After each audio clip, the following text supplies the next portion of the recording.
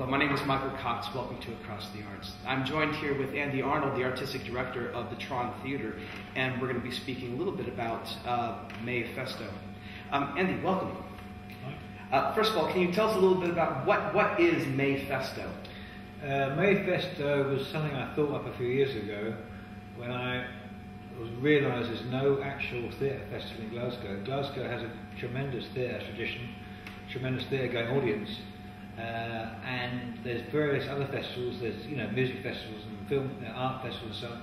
There isn't an actual moment during the year when we celebrate theatre, and we have theatre all the year round, but just for a couple of weeks to really focus on theatre.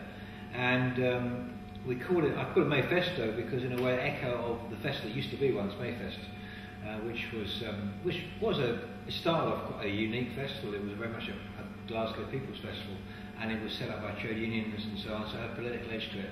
And then it fell by the wayside eventually, and then it always seemed impossible to try and re-establish it.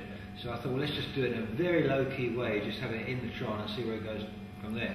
And that's exactly what it is.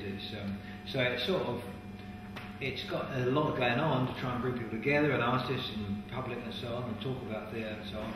But it's also got a bit of an edge to it. The work, which is mainly new work, is mainly issue-based work, but at the same time, hopefully entertaining as well. Now, you started this 2 years ago. Yeah. How has Mayfesto changed between that first season and this third one right now? Well, it's sort of come back to where it started. The first one was all about war-torn situations. There was some work which was based in Iraq and Palestinian work and so on. And then last year it broadened out, so it had more populist things, some comedy and so on. This year's gone back to sort of dealing with issues, or theatre's come out of issues. The main piece, for example, being No Time for Art, which is this Egyptian piece coming over especially to Glasgow, which involves artists who actually have been involved in the Arab Spring directly, have been brutalised by the state beforehand and so on, and telling their stories. So it's quite fascinating to have them here at the Tron. And also alongside that, a piece that ran at Fringe First in Edinburgh, A Minute After Midday, to do with the Omar bombing, another docu-drama piece and so on. And there's works in progress, rehearsed readings and so on. Some pieces inspired by the London riots. So it's come back to its roots, if you like, really. Yeah. Now, did you choose to do a political angle for this year first, or did you, in selecting these plays, kind of realize we're going back towards the political? It's a bit of both. Sometimes it's what presents itself, but I felt that maybe last year we muddied it a bit, and it's better, even at the expense of making it harder for ourselves, if you like, in terms of the popular appeal. It's very important that we focus it, that we give it that edge, which is only at this time of the year, really, and it's not a type of a genre of work you see very much. So, yeah. You said you muddled last year a little bit. What happened? Muddled. Yeah. Well, no. I said no. Muddled's maybe the wrong word. Muddied, I should have said. We muddled it by having a more eclectic, more diverse program, and so this focuses it more. Yeah. It's a question of trying things out. It's a balance between, on the one hand, wanting theatre with an edge, because Glasgow is a very politically conscious city, still is, but at the same time a celebration of theatre and wanting people to sort of just enjoy the occasion of there being a lot of things going on at the same time, and not only seeing shows, but meeting other people in the bar and all that sort of thing that goes around when you have a festival type event. Now let's go back to No Time for Art. Did you seek them out before you chose the season, or once you chose that you were doing something political, did you really seek out something involved with the Arab Spring? Well, I had been liaising with National Theatre Scotland and with the guys at Oramore as well, because they were doing this Arab Spring season, and we talked about work happening with us.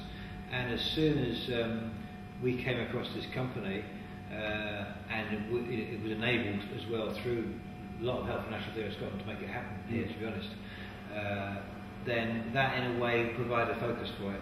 Often it is a case of actually we don't have the big bucks to say, right, this is what we want, like a shopping thing, we'll pick this and that. So it's a question of what may be available to us, and then then something like that, it's actually often the case that various people seem to come to you with ideas, and all of a sudden some sort of pattern emerges, and that in a way dictates to you what the thing should be, and that's what happened here. Yeah. So all great art happens by accident rather than by design. Is what I'm trying to say. Absolutely, that's great. Now you also have a lot of other workshops, talks, and staged readings going. Yeah, more than before, certainly, and more focus on that. The only main productions are Snails and Ketchup, No Time for Art, Minute After Midday, and Fight Night from Dublin in the main house. Everything else is in the form of rehearsed readings and workshops and 5-minute theatre and so on in this Vic Bar and this Changing House as well, which is good fun. Now, with the workshops and readings, again, were these things that you chose, or did they approach you with these ideas? Yeah, a bit of both. Definitely a bit of both. Sometimes in case somebody comes with an idea, something they want to do, and I steered them to, well, so why don't you do it as part of Mayfesto, because we're doing these other things that will fit in with that. And there were other people who I said, would you like to do something? Yeah. So it's a mixture. Yeah. Excellent. Great. No, really looking forward to a lot of this. Good. Is there something that you're looking forward to with this Mayfesto year? It could be a certain production, it could be an overall atmosphere that you're hoping for? Yeah, all those things really. Atmosphere is very important to me, because I think what makes a building work is that buzz. I'm particularly looking forward to the Egyptian company, No Time for Art, because that's something I've never, would not like to see again. And actually, since they decided to come over here, they had obviously the country's been blown apart again in terms of struggle and so on. So them actually coming here is a major achievement. So I'm very hoping that we can get a good turnout there for that. And that apart from that, it's just a question of wanting people to experiment. We deliberately kept keeping ticket prices low. I should mention that. All these rehearsed readings, they're all about £2.50, the whole lot. So it's not, you can go and see a lot of things without burning a hole in your pocket, which is often the problem with a lot of festivals. Even better reason to come and see it. Yeah, absolutely, yes. Andy Arnold, thank you very much. You're welcome. Mayfesto is on the Tron Theatre from May 1st to May 19th. Thank you very much.